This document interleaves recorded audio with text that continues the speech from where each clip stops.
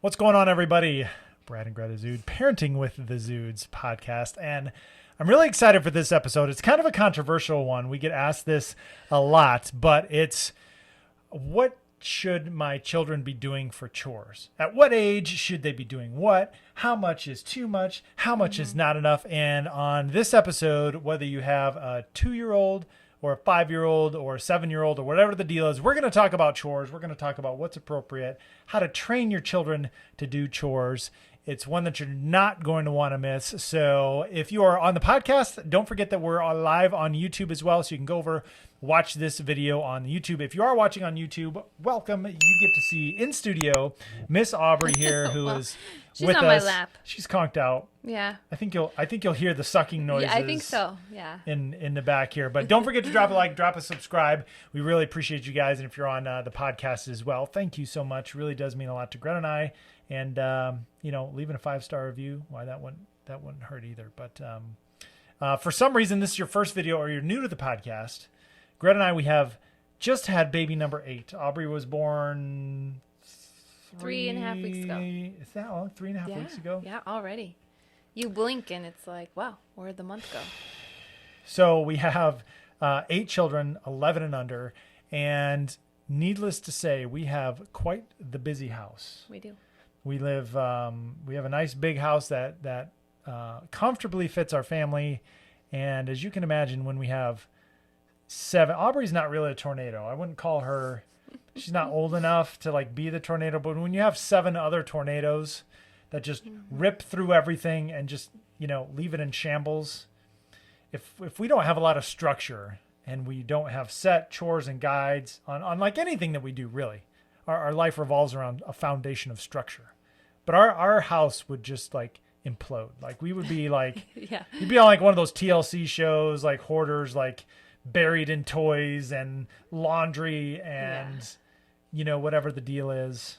Yeah. And I'm really okay, so both of us come from families with only 2 kids. Yeah. So it's not like we're used to big family life or grew up that way, so that's what we wanted. And so this is a whole new experience for us to have a big family, be within a big family. And I still don't know who let us do this. Like who? I know it. Do our mothers know Yeah. what we've done? I remember having our second, and I'm like, how did this happen? Who gave me this responsibility? Like, seriously, are you trusting me with this? Yeah, but I'm a pretty particular person. Like I can have a sensory overload when things are messy. So yeah, you just like things clean and put away. And if they're not, I really can't think, and I have a really hard time with that. So I'm pretty diligent about making the kids, pick up, and we pick up. And now there are certain times of day, when you're doing projects or we're working out of school. Yeah, the house gets messy because we're using it, right? Sure. But at several points during the day, we have pretty hefty house cleanups. Yeah, well, that's an interesting point because I think you do a really good job of allowing the house to get used and dirty. Like you'll take the girls in the kitchen and you'll bake something and they'll be, I mean, you do it upright. You'll bake dozens of cookies and all this wonderful stuff, and you'll be mixing and all this kind of stuff, and you have no problem like there's a mess in the moment. Just letting it go and not focusing on that. Like so many people, I think that's where they get it wrong. Or never letting that happen. Right. Like we can't do that because we don't want the mess. Correct. Which is more my tendencies. I'm like, the cookies are good, but that totally ain't worth the mess.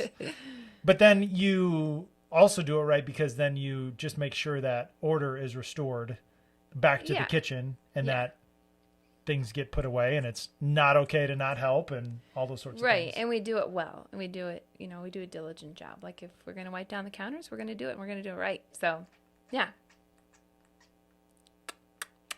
Hear that sucking? Yeah. She woke up. You were too loud. You're too loud. So, let's start us off. What do you want to go, boys and girls? Probably start with start with boys and girls, or start with the age? Yeah, let's do age. Let's do it by age. Okay, so let's just talk maybe in generality. So how do you tell them how you handle laundry? Let's start with laundry. Okay, you want to go by chore, not by age. Sure. Okay, all right.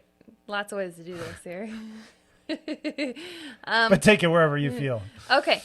All right. So the way that we do laundry in our house, there are so many systems for doing laundry, and you can look up large family laundry logistics and, laundry systems. And what we do in our house is that everybody has their own laundry basket, and with their name on it, it's just a little white laundry basket. And when that laundry basket gets full, for the older ones, and I'm talking 6 and up, you are responsible for taking that laundry basket downstairs, starting the laundry, putting it in the dryer, drying it, folding it, and putting it away. Now, with my 6-year-old, I will help him. And, I think it really depends on the child, but this particular 6-year-old needs a little bit more help, or more supervision, I guess. Yeah, supervision. Supervision. Keeping him on track. Yes. He's definitely that one that is a little bit flighty.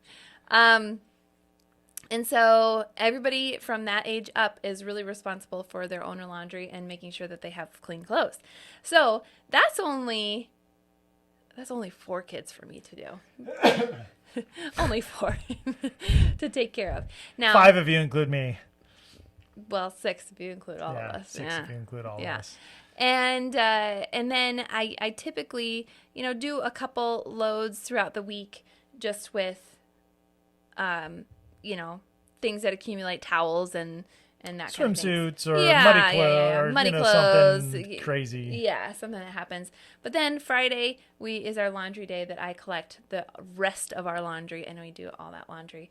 But the main point I want to get to here is that 6 and up in our house really you're responsible for your own laundry. And 5 and under, whoever is able gets their laundry basket and helps in that process. They still participate Yes. in the process. Yes, and my 3-year-old little boy, he loves folding laundry. I mean, he feels like King Kong that he can fold his pants super neatly. He thinks he's pretty cool. And so, we start that process as early as possible. And even the 21-month-old, he is really good he loves loading the washer and pushing the buttons when I tell him which ones to push and switching clothes and all that stuff. So those things are great to start with. And chores really start with, the love of chores. Work is a good thing. And we want to teach our kids that work is a good thing. And that love of doing that starts when they're really little and they're a helper and you can have a lot of fun with them and they just feel so big. Yeah, every child wants to know their place and every child wants to feel like they contribute something to the family, like they're big and they're important. And when you give a child an important task, it makes them feel important.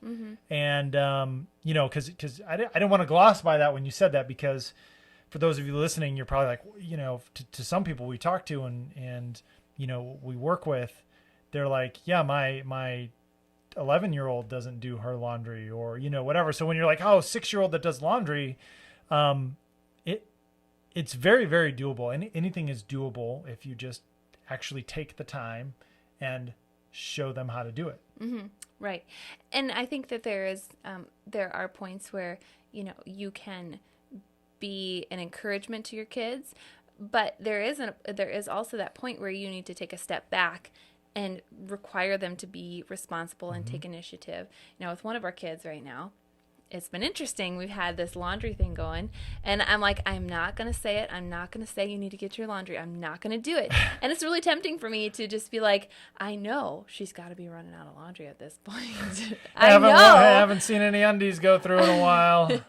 I know that, the same clothes keep reappearing. Oh, they're a little bit dirtier. They're a little bit dirtier. And I know that she's getting down to the end here. And I'm not going to say you need to do your laundry because she needs to be the one to take initiative. And when she runs out of clothes and I say, no, you can't wear those because those are too dirty, then she's going to find out, oh, well, maybe I should do my laundry. All right. So pop quiz. At what age were you when you started to do your laundry full time? I never did. I folded. My mom would make me fold laundry at times. Like, sit in front of the TV and you can fold some laundry. Thank you. And I would throw a fit, and it'd take me 2 hours to do it because I hated doing it. I was so not good at chores. No. I was a bad kid. But I never did my own laundry. My mom got me a laundry basket when I went to college, which is where I met the lovely Miss Greta. And on that laundry basket, she got me a laundry basket. She wrote a little note in there and taped it to the bottom, and it says, "Socks and underwear hot, everything else cold." And I'm pretty sure my first load of laundry was sticking quarters in the machine at college, and kind of like spying on the dude next to me, like, hey, I think I'm doing this right. And yeah, I wasn't 18, 19. I wasn't that bad. Like, my mom would say, hey, can you get this load started? Or can you sort the laundry? Like, but I was never responsible for my own things. Right. Yeah. I never had to say, oh, maybe I should do my laundry. I just threw it down the chute and it would magically. It appeared. Yeah. And sometimes I had to help. But I think part of the problem was that I was so involved in sports and extracurricular activities, and my mom was there and she did most of the chores. Now I had to help sometimes, but yeah, you were like captain of the swim team, valedictorian in all the school plays, Miss Cheerleader, like. But super... really, what was most important in my life that I learned how to. I missed out on some not valuable life skills. I missed out on learning some life skills, and I'm really sad about that too, because my mom is like this amazing organizer. Like, my mom's incredible at organizing things. And I think I could have learned a lot from my mom had she like taken the time to train me. And if I would have not done some other activities, that would have been a really fantastic skill for me. Mm-hmm. But I missed out on that, which is a bummer. And I want to point out, I just want to make sure that you guys listen carefully to our words, because sometimes the things that we do and say can just seem like so radical or like so like, oh wow, they're just but it's training. You know what I mean? We don't there's a time and a place where after you've shown someone exactly what to do and they can do it, that's when you begin to hold them accountable in a discipline phase. But for a long time on some of these things, it's a training phase. Greta just didn't sit our 6-year-old down and be like, all right, you're gonna do your laundry, here's what you need to do. Mm-hmm. Bye. Mm-hmm. That's not, it was several weeks of watching and doing and showing and pointing. And then she knows and saw that they're competent mm-hmm. to do the job. And like our 6-year-old, he'll walk over and spin the dial and get it over to this and change all this stuff like it's, an iPad, and knows exactly mm-hmm. what to mm-hmm. do. Right. But it's training them, taking the time to show them how to do that. And I just want to finish my story about our child that is learning initiative. Yes. Can I do that? Yes. Can I do that? I didn't interrupt. the state of the laundry right now, she actually brought it down on her own. She heard me ask the 5-year-old to bring hers down. So she brought her laundry down. She actually started it. So it wasn't just in the laundry room. She started it, and she left it in the wash. Now, I had to use the wash machine for something else, so the current state of the laundry is that it is in a basket, wet, sitting. We'll see how long it will be there. It may be gross before she decides to put it in the dryer and actually do it. And she will learn a lesson that your clothes get stinky if you leave them in a wet pile. So I'm really excited for this. I think it'll be a really great learning opportunity.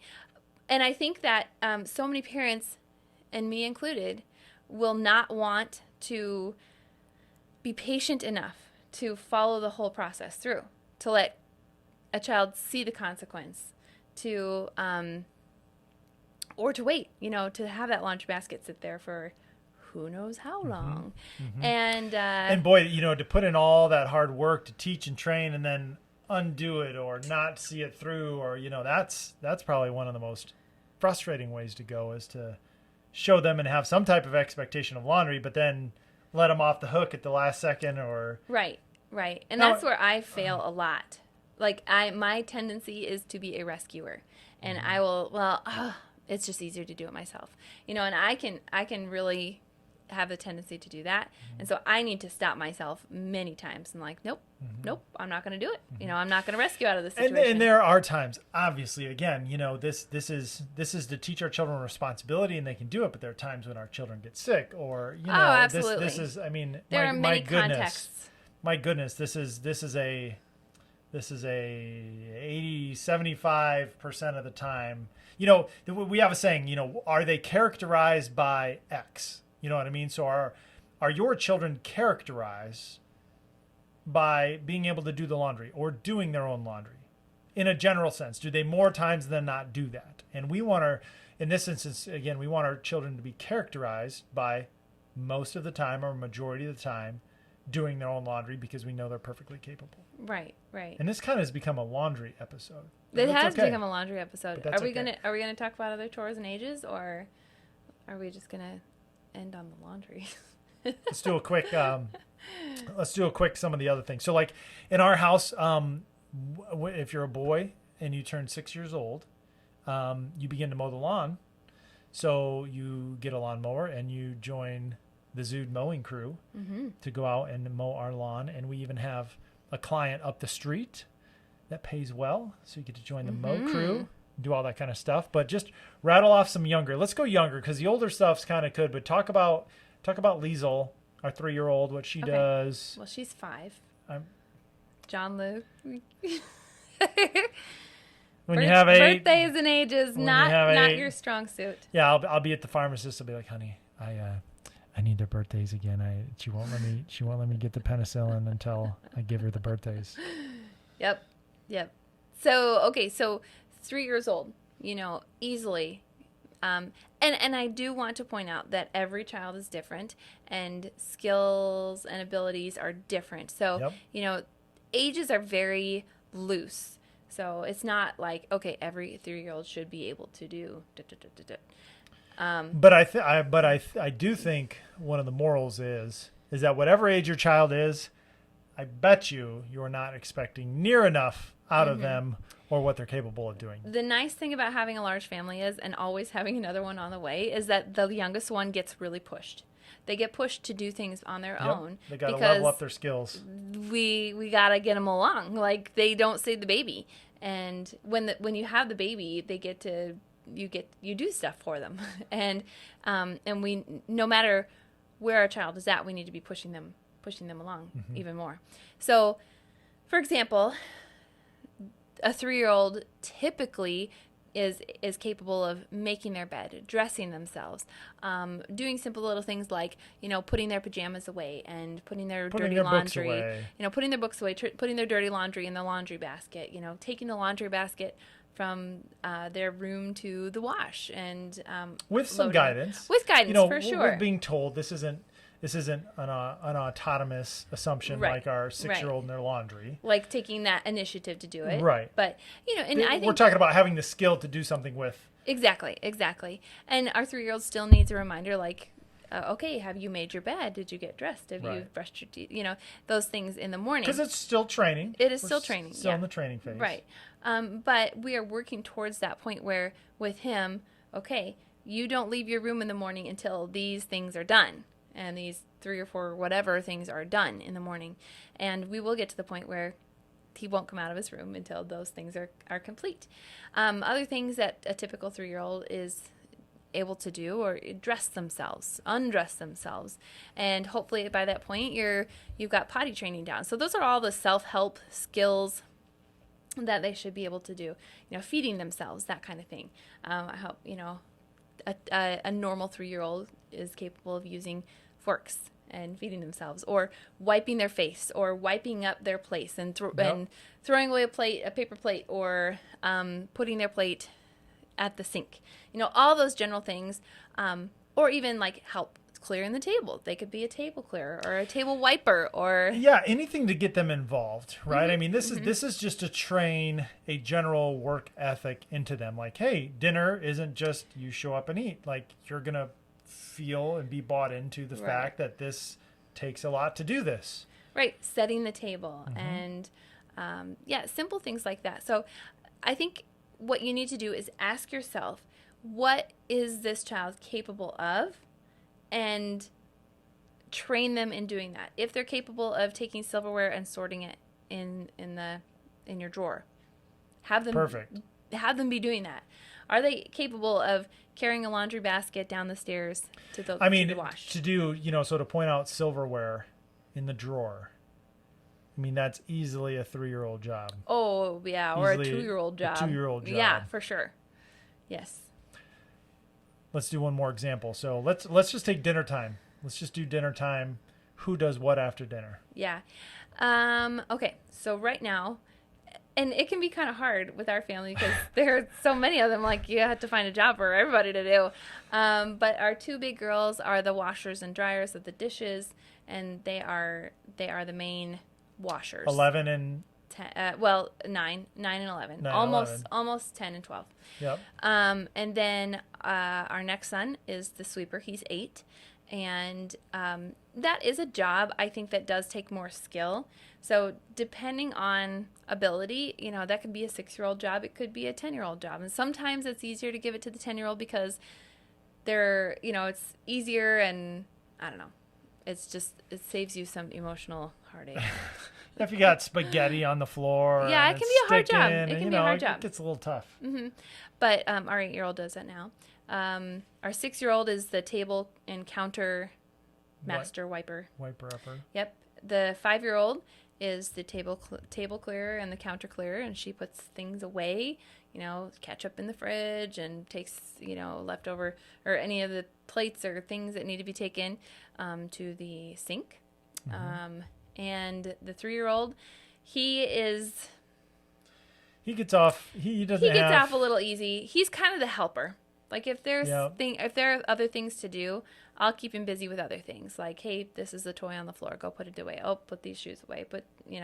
And so he kind of is my runner at that time, which is the general cleanup. But so what that means is that, for the most part, other than being there and would help and, whatever, sometimes there's big dishes or, whatnot, but our kids handle the cleanup after dinner time. They're characterized by doing that 75 to 80% of the time. That's the expectation.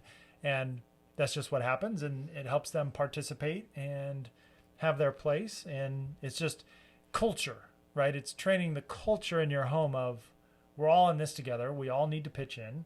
Mom's not here to, be your waitress and servant and bus girl and all this kind of stuff. We all work together. This is our family, and it takes all of us to operate. Yeah. It's a team effort. It's a team effort. So reevaluate your chores and push yourself. Spend the time to train your child to do something you maybe just think is on the brim of what he can't do.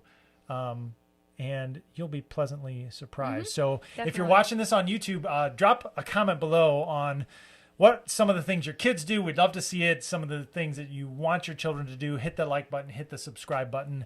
Really would mean the world to us. And again, if you're on the podcast, thank you so much. And leave us that 5-star review. It really helps. Again, if you want to talk baby sleep, you can visit some links below. If you are having trouble with your toddler behavior, you can visit some links below in the show. Again, we work with thousands of families all over the world on all those things. And I think we just had to say hi. Yeah, we had to peek up our head and say hi. She was really here. Didn't see her the whole time. So, all right, let's get that little girl to bed. All right, yep, bedtime. See ya. Bye-bye. Bye.